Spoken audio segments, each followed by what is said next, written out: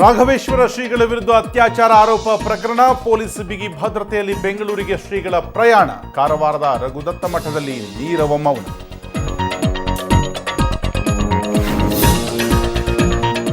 ಅಕ್ರಮ ಆಸ್ತಿ ಗಳಿಕೆ ಪ್ರಕರಣ, ಜೇಠ್ಮಲಾನಿ ಬದಲು ಪಾಲಿನಾರಿಮನ್ ನೇಮಕ, ಶುಕ್ರವಾರಕ್ಕೆ ಅರ್ಜಿ ವಿಚಾರಣೆ ನಿಗದಿ. ವಿಧಾನಸಭೆಯಲ್ಲಿ ಸಿಎಂ ಪ್ರಗತಿ ಪರಿಶೀಲನಾ ಸಭೆ, ಸರ್ಕಾರಿ ಭೂಮಿ ಒತ್ತುವರಿ ಮಾಡಿದವರ ವಿರುದ್ಧ ಕ್ರಮಕ್ಕೆ ಸೂಚನೆ, ಅಧಿಕಾರಿಗಳಿಗೆ ಸಿಎಂ ಸಿದ್ದರಾಮಯ್ಯ ಖಡಕ್ ಎಚ್ಚರಿಕೆ. ವಿಶಾಖಪಟ್ಟಣಂ, ನಾಳೆ ಪ್ರಧಾನಿ ನರೇಂದ್ರ ಮೋದಿ ಭೇಟಿ. ಹುಡ್ ಚಂಡಮಾರುತದ ಅವಾಂತರ, ವಿಶಾಖಪಟ್ಟಣಂ ಸ್ಟೇಡಿಯಂ ಸಂಪೂರ್ಣ ಹಾನಿ, ಭಾರತ ವಿಂಡೀಸ್ ನಡುವಿನ ನಾಳಿನ ಪಂದ್ಯ ರದ್ದು.